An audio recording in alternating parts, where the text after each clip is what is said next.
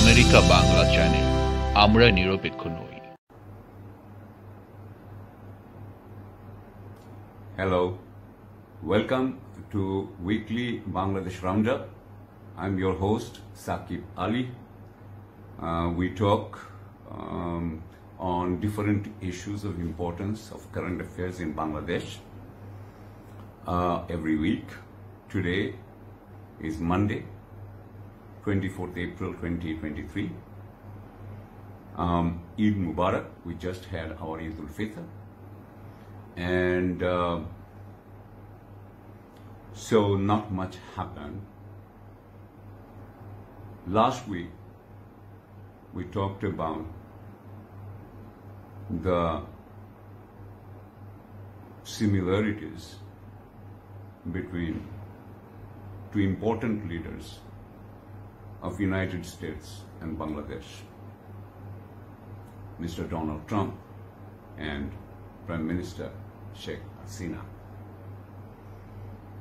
One of the important similarity between them is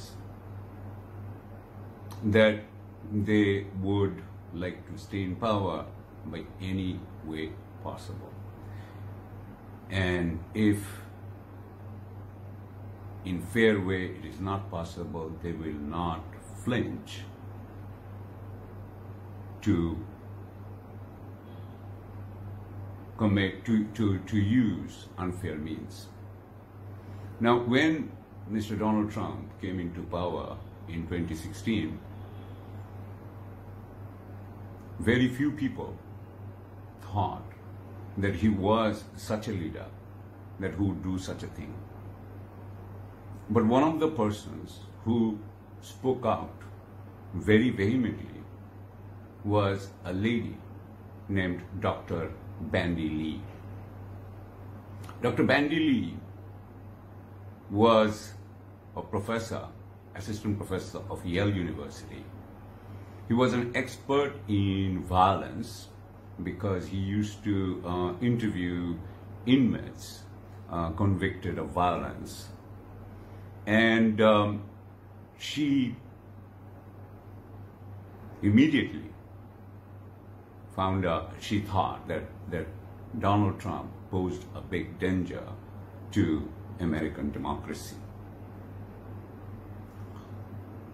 In the United States, there is a rule called Barry-Goldwater rule,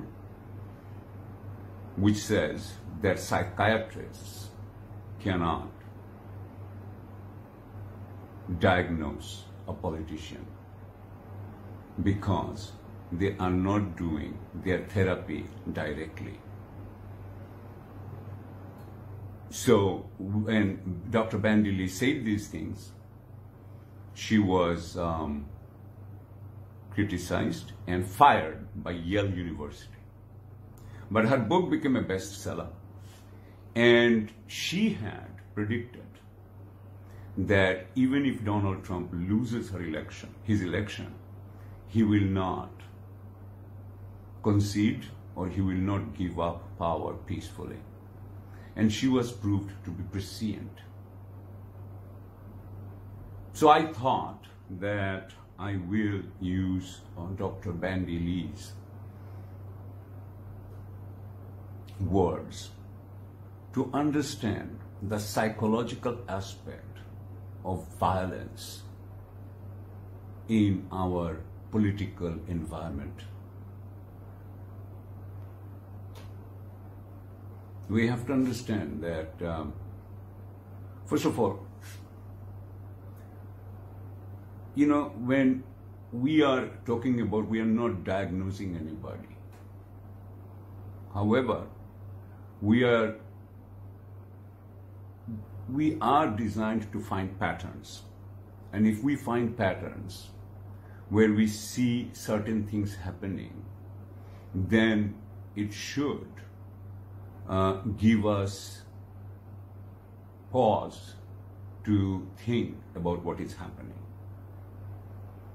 So we need to educate ourselves, and it is from that perspective I am, speaking today. These estimations that we are doing, we'll start with Dr. Bandy's observation. She's saying, Trump was engaged in predatory manipulation of his vulnerable followers.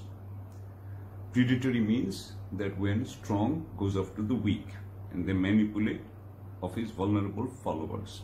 In some cases, gang leaders might ask their members to engage in violence and then issue bogus promises of protection.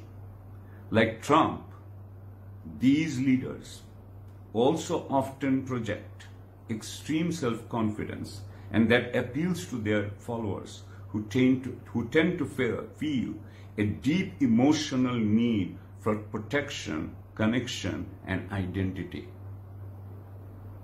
Now, let us see that all these people who work for Sheikh Hasina, they do like her strength. We like the protection we receive from a strong leader. So we like that protection, that connection, and that identity. We will talk about what kind of people will do best in this kind of situations. But few things are important to observe here. First one is they are predatory. They don't go after strong people. They go after weak. They know who their vulnerable followers are, and we will talk more about it. But they ask for violence. They ask for violence, and when their followers perpetrate that violence, they prove their loyalty.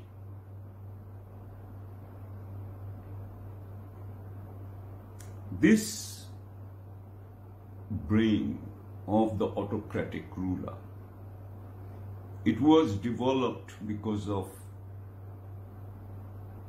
deep, extreme neglect, lack of attention, lack of love in the childhood. And usually it happens in powerful houses also, where powerful fathers and mothers are absent from the children's life. So in this childhood, this kind of environment creates this pathology, meaning which will be damaging and destructive to others, the pathology of autocracy, which is that they would like to dominate others. They would like to manipulate others. They lose any intrinsic connection, but they have instrumental connection with fellow human beings. Now, this happens according to Dr. Bandy, in the primitive mind. It happens in the primitive mind, not in the cognitive mind, not in our rational mind. And so they are unconscious about it. So there is no hesitation. There is no lack of there is no self-doubt. They're infallible. There is no remorse. So they're smooth. They're smooth in lying, in making up things, in making up stories, in taking actions, in being reckless, in taking dominant actions. And this primitive mind is actually without any internal control. as a rational mind, a cognitive mind will have internal control. They don't. And this kind of, behavior can also be seen in a street gang. The street gang leader, the street gang satisfies the need for belonging and strength. They have their own quest for power. So they also, know principles, only expediency, and they have that cruelty and violence. The autocratic leaders were made out of deprivation, and they can detect a deprived psychology. So they usually find out what that other person wants, then they show them that position or money or whatever. That is the hook. And then they make the other person, the weak person, swallow it. And then they become their slave. This is how it works. It is extremely powerful. The bond is extremely powerful because it is at a very level of close to our, as I said, primitive sense of security and strength, of fear and strength, of fear and domination. See, we feel fearful of other people, so we want to dominate others. This is a very extreme pathology. In this kind of relationship bonding, there is abuse, there is denigration. If you do not follow these leaders' ways, then you will be denigrated, you will be made small, and they will not stop until you comply and you become their instruments.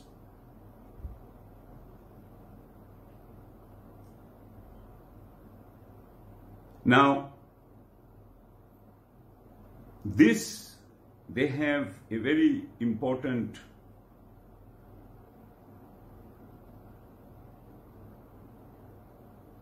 attribute, which is that they can attract same kind of people.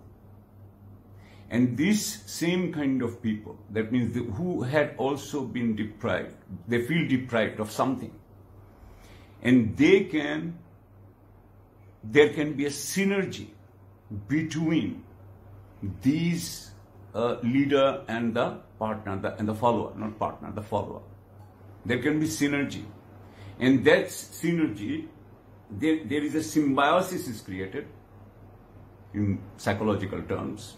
There is the total enmeshing is created. And that's why in USA, in Republicans, among Republicans, one Trump gives many, many Trumps. In Bangladesh, one Sheikh Hasina will give you many Sheikh Hasinas. In everywhere, in Modi, they will give you many Modis. These leaders usually have also public policies which cause economic and social distress, and they create unemployment, or they don't create much employment. They just let me look.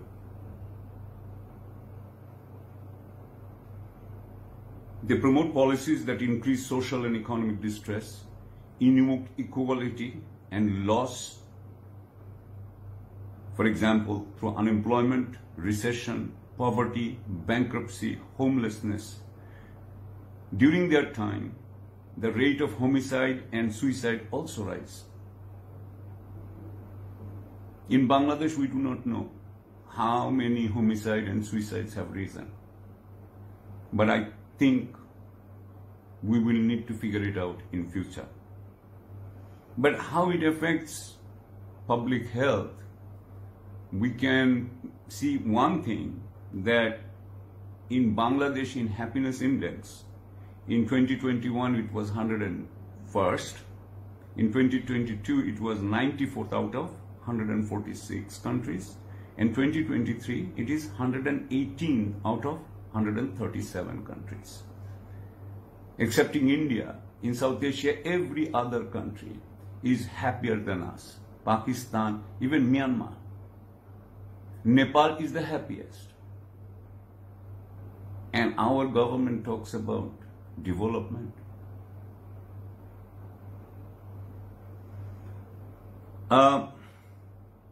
We need to understand that this kind of political leadership, demagoguery and autocratic leadership thrives on division, on resentment, on mutual suspicion, by separating everybody from others. So that's why in a heterogeneous country where there is big minorities, it is easier for them to thrive. They usually use what? Religion, ethnicity, gender, this kind of issues to excite these kind of issues as the wedge issues, to divide people. Even if there is no division, in Bangladesh there is no division. So they have created division. And these divisions are usually, you will see, cultural war. Because this is close to our heart. So they try to use your religion against you. They try to give you an idea of what your culture should be, this kind of, and how we should comply with their worldview. So this, in Bangladesh, this has happened in this way.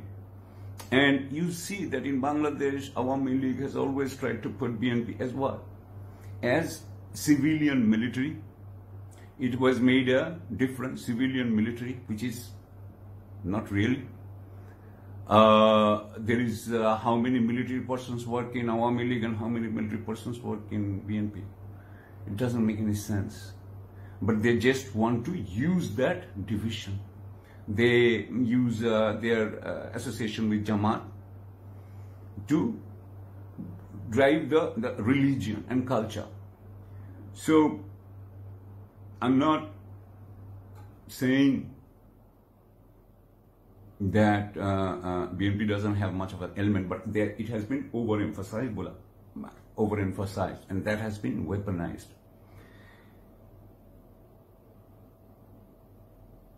This has been possible. I want to add my 2 cents with this, that this has been possible in Bangladesh, especially because Sheikh Hasina has been able to use the bureaucracy. Usually, these kind of leaders can do this kind of thing, can dominate and can concentrate all the power in their hand. In Bangladesh, it is already in the constitution, so it's easy in the first hand. But the leader who can totalize it usually comes at a time of uncertainty. I think in 2007-8, the people of Bangladesh were uncertain about Islamic extremism, and uncertain about electricity generation, development and all that.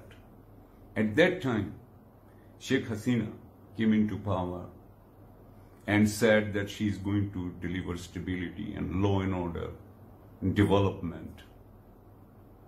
And this is what she has done. By taking our rights away and using violence Now, this violence is not only physical violence. This violence can be withholding of reward, taking you out of, so that you cannot earn your livelihood, so that you cannot be in the society. So that if I can separate you from the society, you will feel weak and you will not be able to revolt against me. So, in Bangladesh, the bureaucracy that has been developed, which had happened in colonial times, had an element of dehumanization built into it, an element of power hungriness built into it. It had, its own autocratic character. And so that autocratic character has, went hand in glove with the autocratic character of the regime. When our bureaucrats do not see the suffering of the people in front of their eyes, means they have become blind and they have dehumanized others. When their life is not affected, their own family's life is not affected, and they are not affected by their society and their own general compliance with tyranny, you know that they have become blind. And this, I hope that in Bangladesh we would, come out of it as soon as possible. We should also understand that as President Trump did not go peacefully, Sheikh Hasina is not going to go out peacefully. So our our opposition parties and all our international friends should understand that, and I think they do.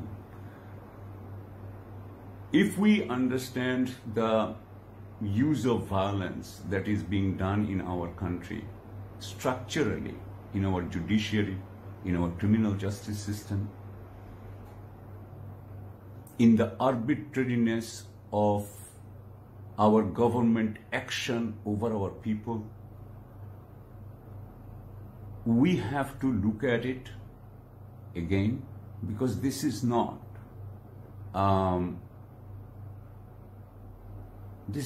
appropriate for an independent country of self-respecting citizens.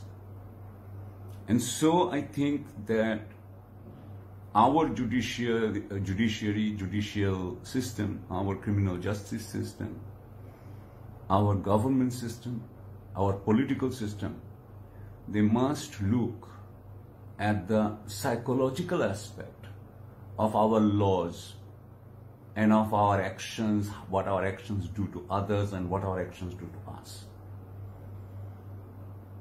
We have to remove the use of violence from our schools, from our offices, and from our jails, and from our police lockups.